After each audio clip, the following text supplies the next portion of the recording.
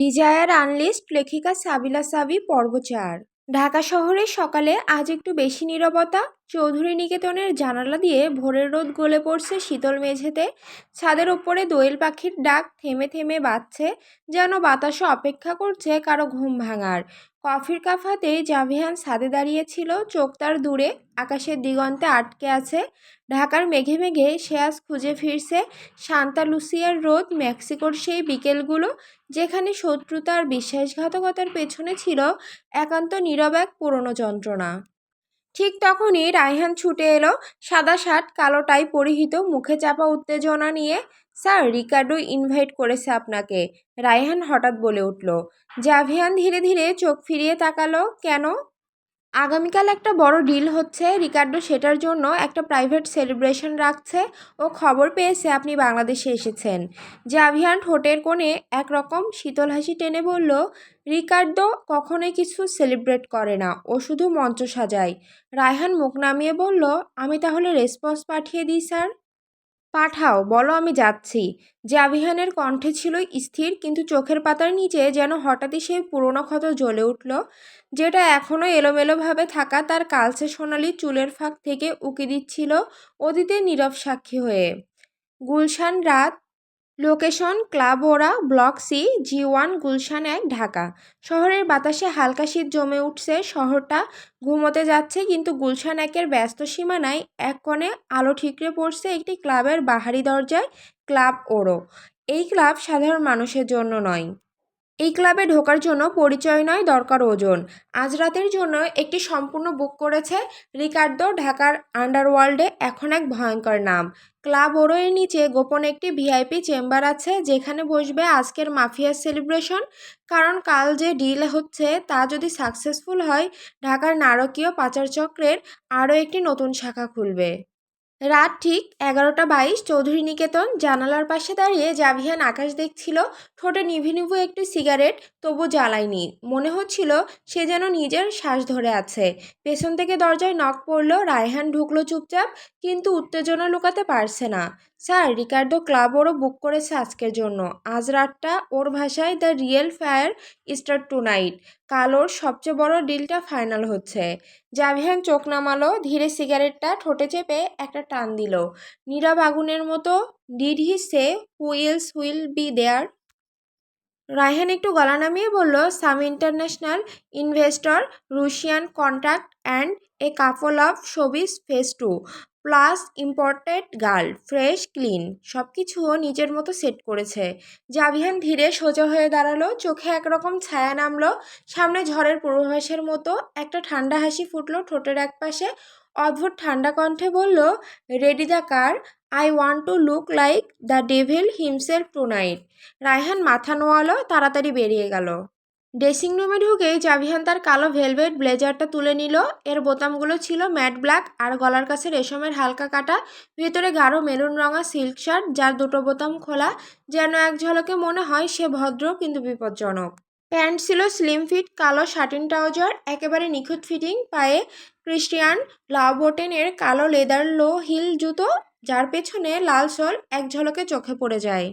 চুলটা স্টাইল করলো slick black করে, হালকা গ্লসি ফিনিশে। হেয়ার জেলটাও ছিল ডায়র হোমি এর স্টাইলিং ক্লে, যা দীর্ঘ সময় একইভাবে ধরে রাখে। Perfume Maison Francis Kurkdjian Baccarat Rouge 540। একবার স্প্রে করলে গলার কাছে, আর একবার কবজিতে। রক্ত মেশানো মধুর ঘ্রাণ যেন চারপাশে ছড়িয়ে দিল দাবানলের মতো কামনার গন্ধ। ঘড়ি হিসেবে পড়ল অডোমেরেটস পিগার্স রয়্যাল ওয়াক, কালো স্টিলের বডি। রাত 12টা। গাড়ি থামলো ক্লাব ওরো এর সামনে। বাইরের আলো ছিল ম্লান, কিন্তু লাল কার্পেট আর কাচের দরজা ঠিকরে দিচ্ছিল ভেতরের সোনালি আলোর প্রতিচ্ছবি। জাভিয়ানের গাড়ি ছিল অ্যাস্টন মার্টিন ডিভিএস সুপার লেগারের ব্ল্যাক অ্যান্ড রেড। গাড়ি থেকে নামলো ধীর পায়ে, যেন প্রতিটি পদক্ষেপে ছড়িয়ে পড়ছে তার অধিকার। রায়হান দরজা খুলে ধরতেই জাভিয়ান কাছে নিজের প্রতিবিম্ব এক ঝলক দেখে নিল, তারপর ক্লাবের দরজার পার হলো মাথা উঁচু করে। রিসেপশনিস্টের চোখ স্থির হয়ে গেল তার দিকে, আর শুধু একটা কথাই মুখে এলো, sir welcome, they are waiting for your upstar. জাভিয়ান ঠোঁটে হালকা হাসি ফুটিয়ে বলল, লেট দেম ওয়েট। তার পদচারণা যেন বাজের মতো নিঃশব্দে গর্জে ওঠে। ক্লাবের লাল আলো তার মুখে পড়তেই মুখটা কল্পনাতীতভাবে ধারালো আর অনিন্দ্য সুন্দর দেখায়। চারপাশে ঢেউ, কেউ তার দিক থেকে চোখ ফেরাতে পারে না। ক্লাব ওরো ভেরি ভিআইপি সেকশন। রাত 12টা 38 মিনিট। সোনালি ঝাড়বাতির নিচে মোটা গ্লাসে হুইস্কি হালকা কাঁপছে। পাশের অ্যাশট্রেতে আধা পোড়া এক সিগারেট নিঃশব্দে ধোঁয়া ছড়াচ্ছে। ক্লাবের কোণার এক গোল টেবিলে জাভিহান বসে আছে, পায়ের ওপর পা তুলে হালকা হেলান দিয়ে। এক হাত সোফার হ্যান্ডেলে, আর এক হাতে সিগারেট, মুখের কোণে অদ্ভুত ঠান্ডা হাসি। রিকার্ডো বসে আছে তার ঠিক সামনের সোফায় বরাবর, কিছুটা অস্থির ভঙ্গিতে হুইস্কির গ্লাস ঘুরিয়ে বলল। রিকার্ডোর কণ্ঠে রাগ আর তাচ্ছিল মেশানো। সব ঠিক হয়ে গেছে, কাল রাতেই দুবাই থেকে নতুন কন্টেনার নামবে। কিন্তু একটা প্রবলেম হচ্ছে, আমার ডান হাত যে সবসময় আমার সব ডিল একাই সামলেছে, ওই ফারহান শালা এই ডিলটা নিয়ে তালবাহানা শুরু করেছে।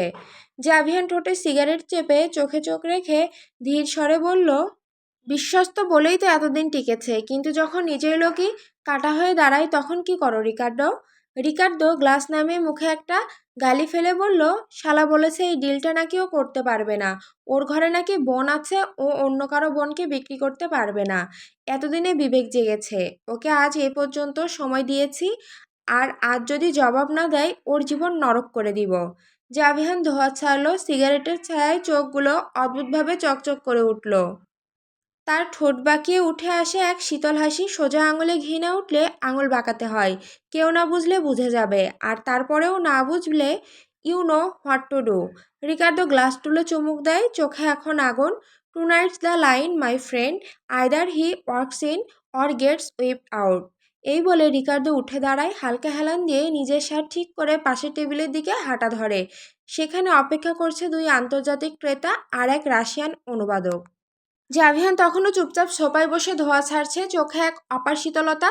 জীবনের প্রতি কোনো তাড়াহুড়ো নেই, যেন সবকিছু আগেই জানে। সিগারেটের ধোঁয়া ভরে ওঠে টেবিলের চারপাশে। গ্লাসে পড়ে থাকা বরফের গলন আর হুইস্কির রং তার চোখে প্রতিফলিত হয়।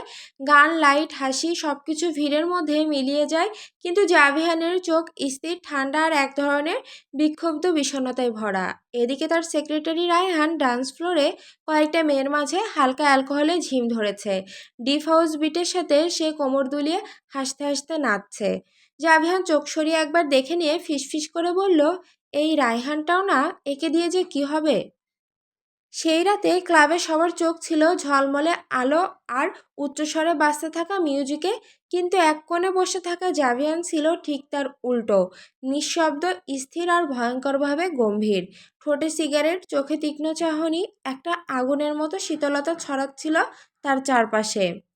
অনেকক্ষণ ধরে এক সুন্দরী মেয়ে জাভিহানকে দূর থেকে নজরে রেখেছিল। চোখে ছিল কৌতূহল আর কিছুটা দম্ভ। হঠাৎ করে সে এগিয়ে এসে জাভিহানের পাশে সোফায় বসলো, যেন বহুদিনের চেনা।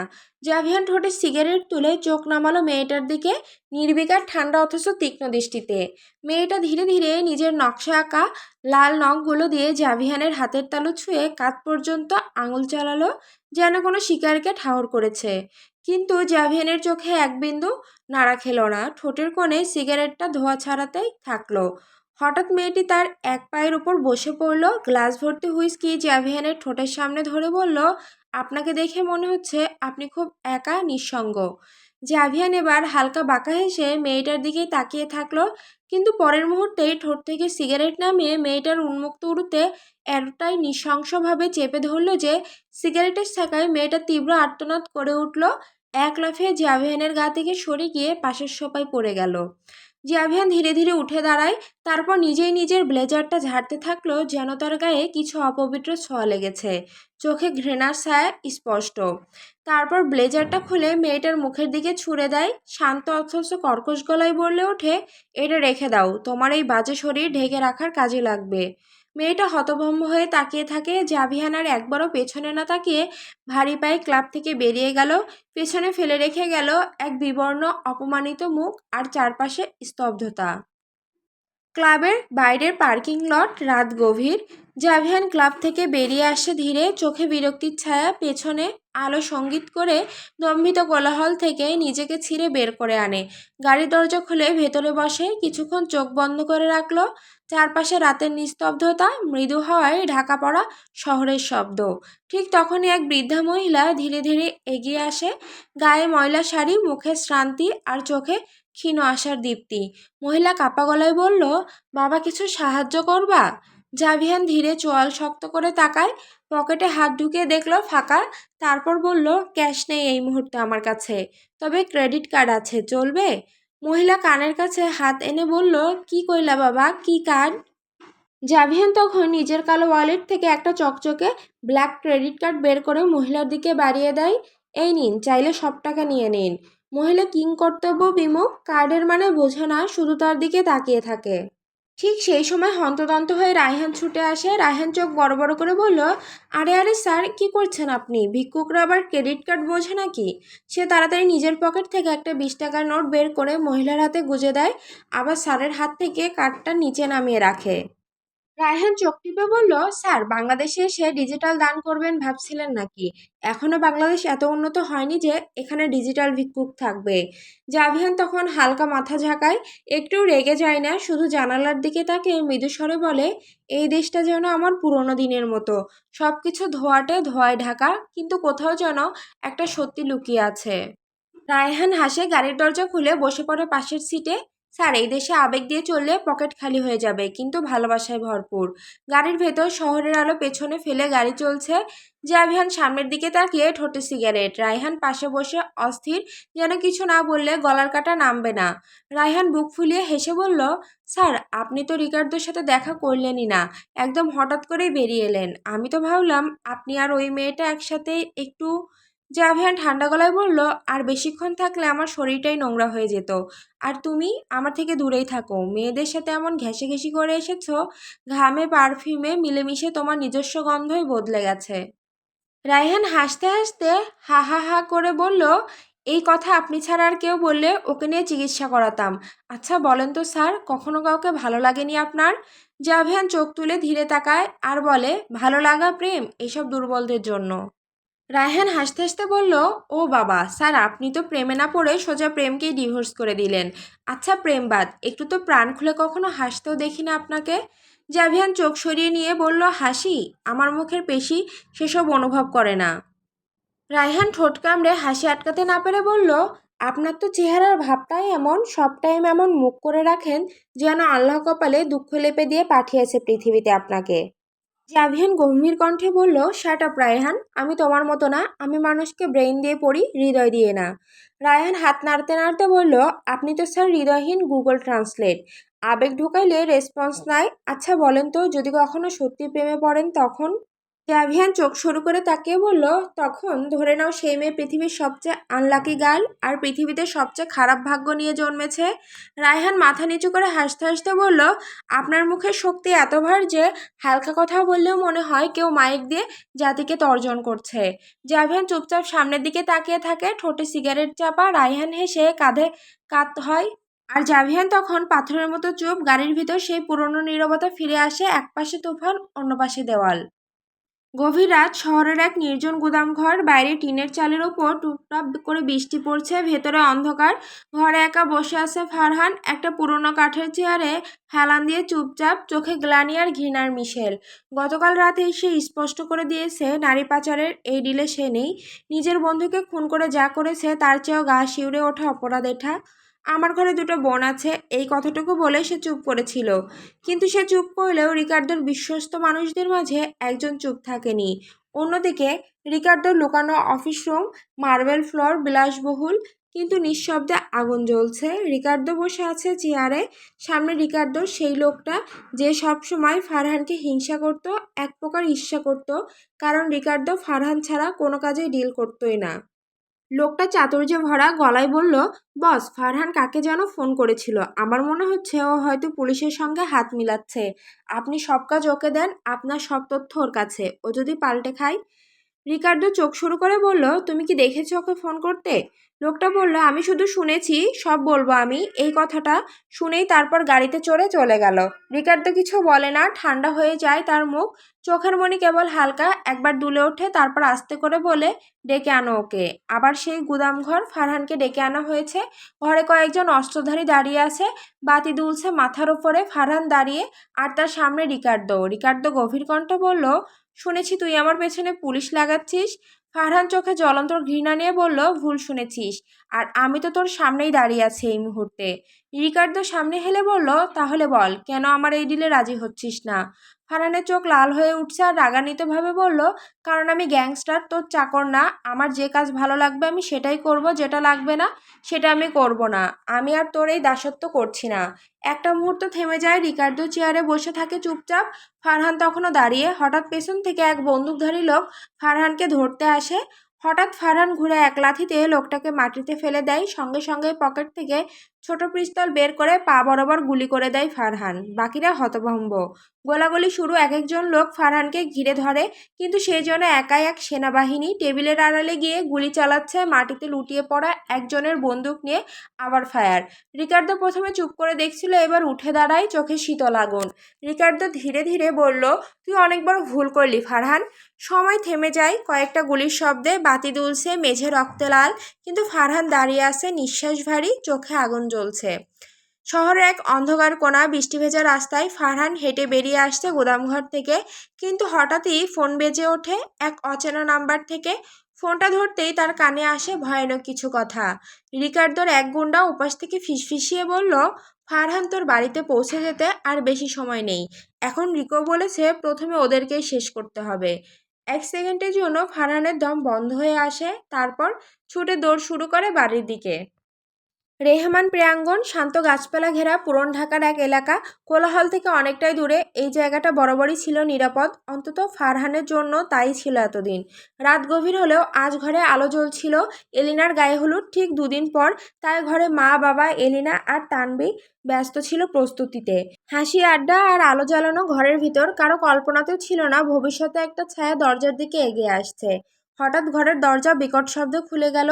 ফারহান দৌড়ে ঢুকে পড়ে ভেতরে, মুখে আতঙ্ক, শরীরে ধুলোমাটি, আর বুকের মাঝে অদ্ভুত এক তাড়না। এলিনা চমকে উঠে দাঁড়ায়, কণ্ঠে কেঁপে উঠল, ভাইয়া, কি হয়েছে? এমন দৌড়ে আসতো কেন? ফারহান হাঁপাতে হাঁপাতে বলল, প্রশ্ন করিস না, একটু সময় নেই, এখনই আমাদের এখান থেকে বের হতে হবে। সব কথা পরে বলবো, কিন্তু এখন না গেলে আমরা কেউ বাঁচব না। তানভি তখন সামনে এসে পড়ে, কণ্ঠে ভয় আর উদ্বেগ। ভাইয়া, কারা আসছে? কেন আমরা পালাচ্ছি? বাবা উঠে দাঁড়িয়ে জিজ্ঞেস করলো, কিন্তু হঠাৎ এমন কি হলো ফারহান? কথা থেমে গেল। চারজনের চোখই তখন আটকে রইল ফারহানের মুখে, আর সেই মুখে ছিল এক নিঃশব্দ বার্তা। চোখে ছিল দগদগে আতঙ্ক, যেন সে মৃত্যু দেখতে পেয়েছে একেবারে সামনে থেকে। ফারহান কিছু না বলে এক ঝটকায় মা বাবার হাত ধরে টেনে নিয়ে যেতে লাগলো বাইরের করিডোরের দিকে। চলো, এক মুহূর্তও দাঁড়ালে শেষ। তারা দরজার কাছাকাছি পৌঁছানোর আগেই হঠাৎ বাইরে গাড়ির গর্জন, তারপর ব্রেক কষে থামে একের পর এক গাড়ি। বাতাসে ধুলো উড়ে যায়, শব্দহীন রাত্রি আর থাকলো না। ফারহান ঘুরে দাঁড়ায়, জানালা দিয়ে তাকায় বাইরে, তারপর চোখ ঘুরিয়ে এলিনার তানভীর দিকে বলল, তোরা দুজন মা বাবাকে নিয়ে ওই স্টোর রুমে যা, ভেতর থেকে দরজা বন্ধ করো এখনই, এক সেকেন্ডও দেরি করলে শেষ। এলিনা থরথর করে কাঁপছে। এলিনা মায়ের হাত ধরে টান দিল। ফারহান এবারে একটু নরম গলায় বলল, বাবা, মা, প্লিজ শুধু একবার আমার কথা শুনো, এই একবার। তারা কিছু না বলে তাকিয়ে থাকলো ছেলেটার দিকে। আর কিছু বলার সময় নেই। চোখে জল নিয়ে মা আর বাবা এলিনা তানভীর সাথে ভেতরে চলে গেলেন। ফারহান একা রয়ে গেল দরজার সামনে। ধীরে ধীরে সে হাঁটতে শুরু করলো বাইরে। জ্যাকেট খুলে ফেললো, শরীরে লেগে আছে রক্তের দাগ। প্যান্টের পেছনে পিস্তলের হাতল, চোখে আগুন, মুখে ধীরতা। সে মেইন গেটের সামনে এসে দাঁড়ালো। গেটের ওপাশে কালো পোশাকে কয়েকজন মুখ বাঁধা লোক নামছে গাড়ি থেকে, হাতে তাদের অস্ত্র, শব্দহীন, ভয়াবহ, নিঃশব্দ। ফারহান দাঁড়িয়ে বলল, এই বাড়িতে আজ কেউ নেই। যেখান থেকে এসেছো সেখানেই ফিরে যাও, তা না হলে আমি কাউকেই বাঁচতে দেব না, কাউকেই না। গেটের দুই পাশে দাঁড়ানো লোকেরা অস্ত্র উঁচিয়ে ধরে। ফারহানের নিজের দুই হাত কোমরে রাখে, পিস্তলের হাতল ছুঁয়ে। জ্যাকেটের নিচ থেকে বেরিয়ে আসে তার যোদ্ধার শরীর, চোখে আগুন, ঠোঁটে নীরব প্রতিজ্ঞা। বাতাস থেমে যায়, এ যেন এক নিঃশব্দ যুদ্ধের সূচনা। ফারহান দাঁড়িয়েছিল গেটের সামনে। রাত গভীর, বাতাস থেমে আছে, চারদিক নিস্তব্ধ। শুধু তার হৃদস্পন্দন যেন নিজেই নিজের শব্দ শুনতে পাচ্ছিল। হাতের পিস্তলটা মুঠোয় শক্ত করে ধরে রেখেছে সে, চোখে ছিল আগুন। হঠাৎ একটা কালো গাড়ি এসে থামে, হেডলাইট নিভে যায়। গাড়ির দরজা খুলে ধীরে ধীরে নামলো রিকার্ডো। পরনে ভারী কোট, হাতে ধোয়া ওঠা সিগারেট, মুখে সেই চিরচেনা ঠান্ডা বিকৃত হাসি। রিকার্ডো একটু এগিয়ে এসে সরু চোখে তাকিয়ে বলল, তুই জানিস আমি কাকে বিশ্বাস করতাম? তুই ছিলি আমার সবচেয়ে বিশ্বস্ত, আর আজ তুই আমার পেছনে ছুরি মারলি ফারহান। ফারহানের বুক ফুলে ওঠে, কণ্ঠ কাঁপে না, চোখেও একটু ভয় নেই। বিশ্বাস? তোর বিশ্বাস মানে তো ব্যবসা, মানুষকে বিক্রি করে পরিবার ধ্বংস করে। আমি আর তোর নিচু কাজগুলো করব না রিকার্ডো। এক মুহূর্তে নীরবতা, দুজন দাঁড়িয়ে থাকে চোখে চোখ রেখে। তারপর রিকার্ডো ঠোঁটের কোণ বাঁকালো, মুখের সেই ঠান্ডা হাসি আরেকটু গভীর হলো। কোমরের কাছ থেকে ধীরে বন্দুকটা বের করলো সে। সবচেয়ে আগে টের পেল ফারহান, তার হাতও উঠল। কিন্তু হঠাৎ একটা বিকট শব্দ হলো, রিকার্ডোর ছোড়া গুলি বুকভেদ করে বেরিয়ে গেল ফারহানের। তার শরীরটা একটু কেঁপে উঠল, পিঠ দিয়ে গুলিটা বেরিয়ে পাশের কাঠের দরজায় গিয়ে লাগলো। একটা ফুটো হয়ে গেল দরজায়। তারপর রিকার্ডো থামলো না, আরও 3টা গুলি করলো, আর তা লাগলো গিয়ে দরজায়, যেন ভেতরে থাকা মানুষগুলোকে জানিয়ে দিল আমি এসেছি। ফারহান তখনও পড়েনি, এক হাঁটুতে নেমে এসেছে, শরীর দুলছে। ঠিক তখনই ফারহানের বুকে পড়ে এক লাথি। রিকার্ডোর কোনো লোক ফারহানকে উড়ে এসে লাথিটা মেরে দিল। ফারহান সেই লাথিতে উড়ে গিয়ে সরাসরি দরজার আঁচড়ে পড়ে। কাঠ ভেঙে যায়, গুঁড়ো উড়ে যায়, সে ঘরের ভেতরে পড়ে থাকে, নিঃশ্বাস আটকে আসে শরীরটা মেঝেতে। উপরের দিকে চোখ তুলে চেয়ে দেখে তার মা, বাবা, এলিনা আর তানভি দাঁড়িয়ে। সবার মুখ স্তব্ধ, কেউ কিছু বলতে পারছে না। তখনই যেন সময়টা এক মুহূর্ত থেমে যায়। মা চিৎকার করে ওঠেন, ফারহান! তানভি ও এলিনা একসাথে চিৎকার করে, ভাইয়া! ফারহানের ঠোঁট থেকে রক্ত গড়িয়ে পড়ছে, সে তাকিয়ে থাকে শুধু তাদের দিকে। চোখে ছিল একটা নীরব অনুরোধ, ওদের কিছু করিস না, ওরা নির্দোষ। আর তখনই ঘরের বাইরে থেকে ধীরে ধীরে ভেসে আসে জুতোর শব্দ। রিকার্ডোর জুতো, এক একটা ধাপ যেন মৃত্যুর বার্তা। সবার বুকের ভেতরটা কেঁপে ওঠে। ঘরের দরজাটা একদম ভেঙে পড়ে আছে, চারপাশে ধুলা আর কাঠের গুঁড়ো। সেই গুঁড়োর ভেতর দিয়ে ধীরে ধীরে ভেতরে ঢুকছে রিকার্ডোর লোকজন। সবার হাতে বন্দুক, চোখে সেই চিরচেনা হিংস্রতা যা কোনো দয়া চেনে না। ফারহান তখনও মেঝেতে পড়ে, বুকের রক্ত এখনও শুকিয়ে গিয়েছে, কিন্তু শরীর চলছে কোনো মতে। হাত দিয়ে নিজেকে টেনে এগোতে চাইছে। হঠাৎই একজন লোক সামনে এসে ঝাঁপিয়ে পড়ল, কলার ধরে তাকে এক ঝাঁকুনিতে উঠিয়ে নিল, তারপর টেনে হিঁচড়ে নিয়ে যেতে শুরু করলো দরজার দিকে। ফারহানের পা মেঝেতে টান পড়ছে, রক্তের দাগ রেখে যাচ্ছে পেছনে। পেছন থেকে মা ছুটে এসে ছেলের দিকে ঝাঁপিয়ে পড়তে চাইলেন, কাপা গলায় চিৎকার করলেন, ছেড়ে দিন আমার ছেলেকে, প্লিজ, ওকে মেরে ফেলবেন না। লোকটা এক পলক তাকিয়ে কষ্টে হেসে বলল, তোদের কেউ বাঁচবে না বুড়ি, সবাইকে নিচে পিষে দেব এক এক করে। এদিকে এলিনা, তানভি আর বাবা মাকে ধরে ধরে ঠেলে বের করে আনছে বাকিরা। কেউ পড়ে যাচ্ছে, কেউ ঠেলায় কাঁদতে কাঁদতে উঠে পড়ছে। তানভি তখন রুমের কোনায় ভয়ে জমে গেছে, কিন্তু চোখ খুঁজছে সুযোগ। হঠাৎ এক লোক ওর হাত ধরে টানছিল, পেছন ফিরতে তানভি পুরো শক্তিতে পা তুলে এক লাথি মারল, ঠিক লোকটার পেছনের সবচেয়ে দুর্বল জায়গায়। লোকটা ছিটকে পড়ে গেল, মুখে বিকৃত ব্যথা। সবাই চমকে তাকালো, এক এক সেকেন্ডের নীরবতা। তারপরে রিকার্ডো নিজেই সামনে এসে দাঁড়ালো, চোখে আগুন, গলার স্বর ছুরির মতো ধারালো। এক ঝটকায় তানভীর গালে এক থাপ্পড় মারলো, তানভীর মাথাটা ঘুরে যায় পাশের দিকে, মুখে লাল দাগ ফুটে ওঠে। সে কোনো শব্দ করে না, চোখে জল এসে পড়ে, কিন্তু সে নড়ে না। রিকার্ডো চুল চেপে ধরে তাকে টেনে হিঁচড়ে নিয়ে যায় দরজার দিকে। তোদের পরিবার মানেই কি বিষ নাকি? এইটুকু মেয়ের এত সাহস? বাকি সবাই, মা, বাবা, এলিনা, কেউ আর বাধা দিতে পারছে না। তাদেরও একে একে ধাক্কা মেরে গাড়ির পেছনে তোলা হচ্ছে। মা কাঁদছেন, বাবার মুখ নিস্তব্ধ ফ্যাকাশে, এলিনা মুখ ঢেকে চুপচাপ কাঁদছে। আর ঠিক তখনই গাড়ির ধারে পড়ে থাকা ফারহান আধমরা শরীরে চোখ মেলে তাকায়। চোখের সামনে তার পুরো পরিবারকে একে একে গাড়ির পেছনে তোলা হচ্ছে। সে কোনো শব্দ করতে পারে না, শরীর নড়ে না, শুধু বুকটা ওঠানামা করছে ভারী নিঃশ্বাসে। চোখে একটাই জ্বলন্ত অনুভব, অপরাধবোধ। ভেতর থেকে একটা কণ্ঠস্বর যেন দগদগে আগুনের মতো ছুটে আসছে, তাদের কিছু হলে আমি নিজেকে কোনোদিন ক্ষমা করতে পারবো না। ফারহানের দৃষ্টি স্থির হয়ে যায় তানভীর মুখে। এক মুহূর্ত, এক অনন্তকাল। গাড়ির দরজা বন্ধ হয়, সব শেষ বলে মনে হয়, কিন্তু ফারহানের চোখ তখনও খোলা।